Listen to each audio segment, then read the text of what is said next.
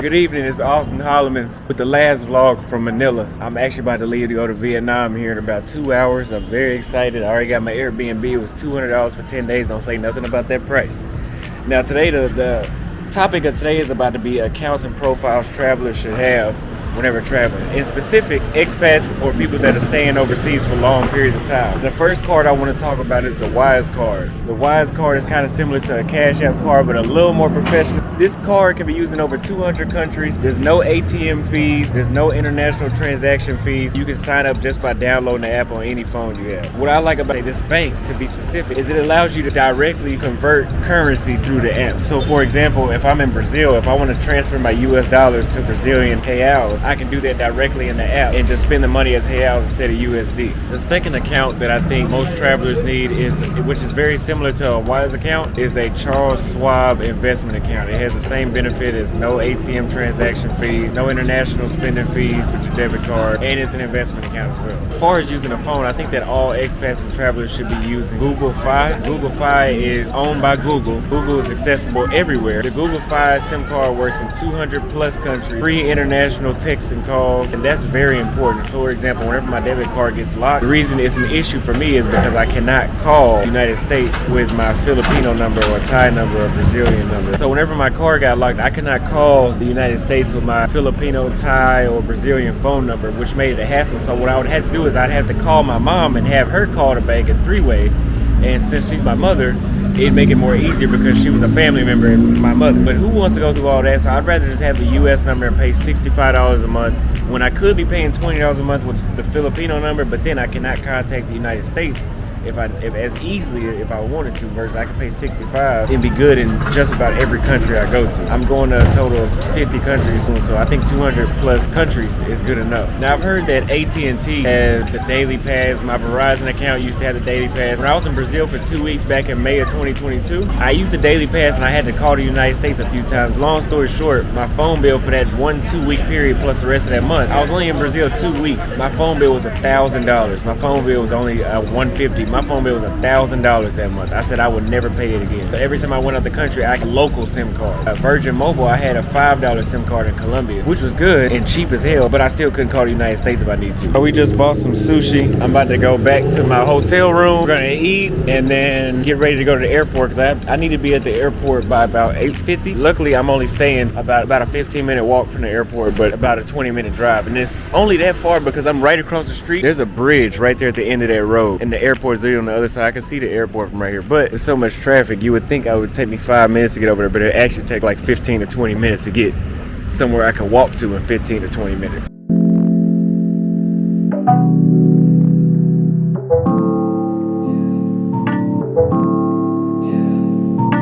Now I'm about to go to the airport. I'm not gonna show you guys a full transition to the airport because I have these bags, these 2 big bags, backpack, barber case. That's too much stuff for me to be trying to record it all. So next scene, you guys will see me at the airport. So yeah.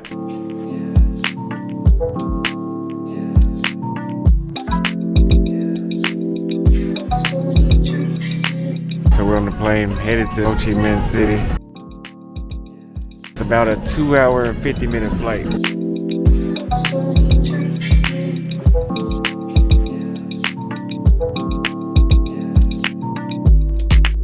Alright you guys, so I just arrived in Vietnam. I'm super tired. It's about 1:50 in the morning here.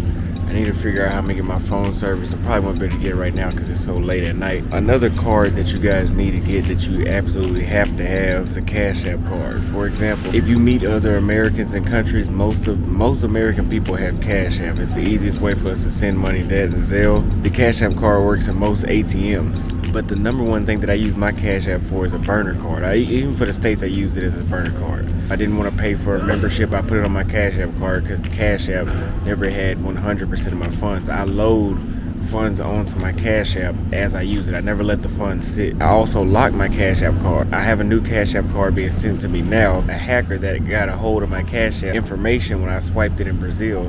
I noticed when I don't lock my card, times a little bit of like $2, and then they'll come back and they'll try to spend $60 after that. It doesn't matter to me because I don't keep money on there anyway. And if they do spend the money, which they have before, they do spend the money, I can always contact Cash App support. They'll always void the payment if I do it in enough time. So that's just a tip. Make sure you get a Cash App card. Cash App also allows its users to borrow money from the bank. Right now my limit is only $225. They start you off like $100 and then you pay it right back after a week. Over time they'll increase your limit. They actually do have a SIM card place that's still open. It's called Viettel. I'm gonna get my new SIM card here in like 3-4 days, so I'm gonna go ahead and just get the cheapest option. Probably get this. So I was a little worried there because I had lost my backpack. I lost my backpack, but I found it. I really wasn't too worried because I have a MacBook. There's Find My Device, so if somebody had stole it, I would have been able to find it anyway. But that's just some extra shit I didn't want to have to deal with. The SIM card was $12.65 for the 5 days that I needed until I get my new SIM card in the mail, which is cheap, right? Because for the United States for a month, it would be $50. Most phone carriers. I was paying $150 with Verizon, and $30 of that was my phone bill. You guys still need to get that Google Fi SIM card because for $65, I can automatically have a SIM card that works when I get here anyway. But now you can see they have the Grab app. That's what that green strip is right there. And that leads me into my next point. The transportation apps that work in most countries. Uber, Bolt, and Grab. In Brazil, Colombia, they have Uber. Thailand, people mainly use Bolt, but they have Grab too. In the Philippines, they have Grab, and as you can see, obviously here, they have Grab. Download all those apps, all 3 of those apps if you want to be a world traveler. Do some research on which country in specific has the app that you need. But I would just download all 3 of them anyway. Now we're at the ATM. We're gonna pull out some cash. I'm only gonna pull out about $40. So let me add some more money to my Cash App right now. I only have about $14. I told you guys I don't keep any money in my Cash App. I'm gonna add $50 actually. So the way how I travel gets expensive because I'm staying short term everywhere I go. My housing rates are gonna cost more. I'm paying for flights 2-3 times a month. Since I'm staying short term, I'm living a short term lifestyle. Hang out as much, I'm trying to do as much as I can all in 10 days. Versus when I was in Brazil, I was living a long-term lifestyle. So I had time and I wasn't moving around I was still moving around a lot, but I wasn't moving around as much. $40. Also guys, you wanna make sure you download a converter app as well. This app, I can type in any currency in the world and it'll tell me on the spot. But pay for it if you don't want to see ads. I'm cheap.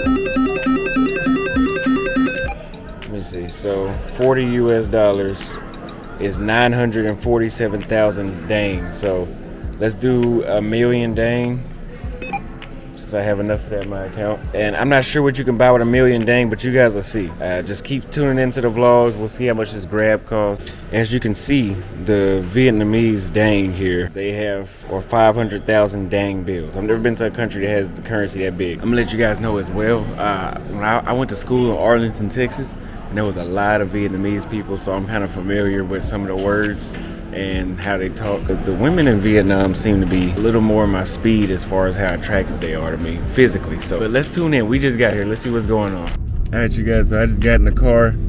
The ride is about 198,000 dong.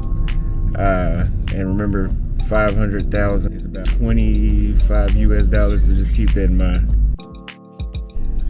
Do a lot of people in Vietnam speak English? Do a lot of people in Vietnam speak English?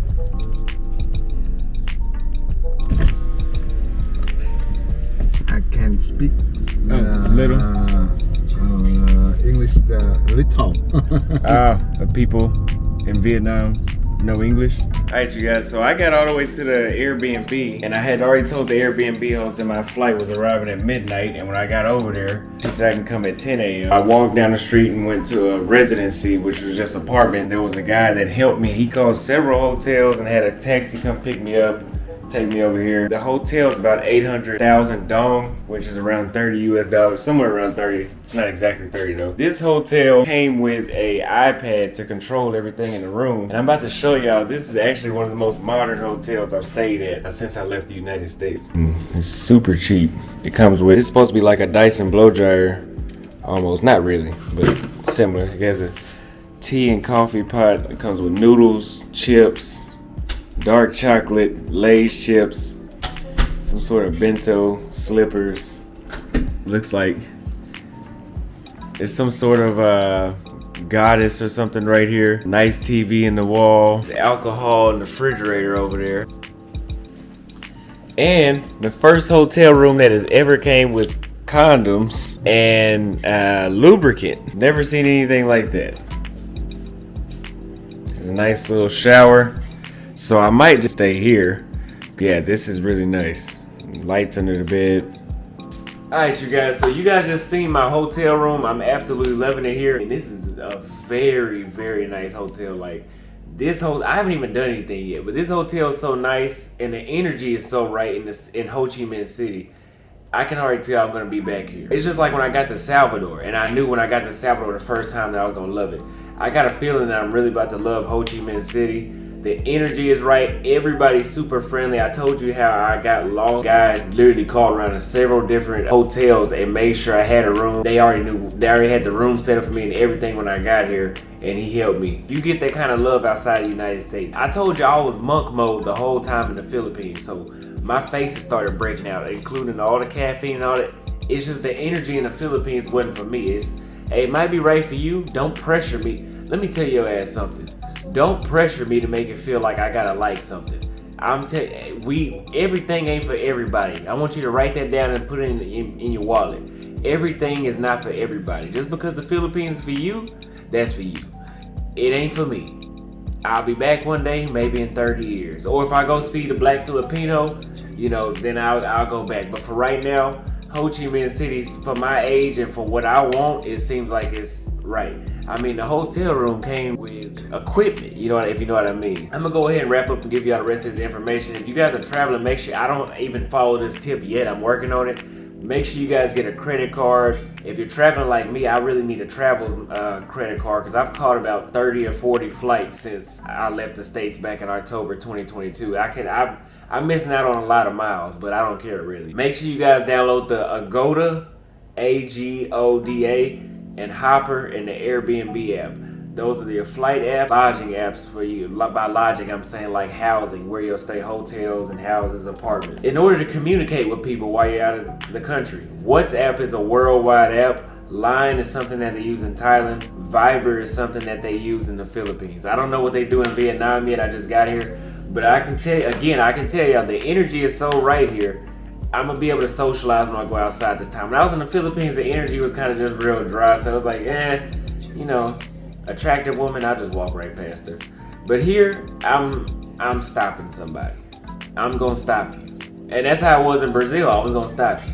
So this energy is right for me. I'm me. I know who I am. You can't tell me who I am. That hotel look better than some Airbnb. But the last app I want you guys to download is the Hotspot Shield. The Hotspot Shield is an app that is a VPN that you really need because there's certain things like the Cash App. I guess if you guys watch adult videos online, in the Philippines you can't access those websites. Download the Hot Shield VPN and route it to the United States or wherever country you need, and you'll be able to access the same things and it won't lock your account so you won't get fraudulent messages. So I hope you guys enjoyed that video. Make sure you give it a like, comment, subscribe, and share this video with somebody that is interested in coming to Vietnam because I feel like I'm really about to have a blast. But if I'm feeling it like I think I'm gonna feel it right now, I'm gonna stay here for a while. Yeah, and if you really support that content, feel free to drop a donation at $ Cash App Auston Holleman. You can contact me at austonholleman@gmail.com, and austonholleman@gmail.com is my PayPal donation email as well. I appreciate y'all coming through. We're at 49,000, almost 49,300 right now. In the next 24 hours, I'll be at 50,000. We're gonna do a 50,000 subscriber live stream celebration. I'll see y'all in the next video.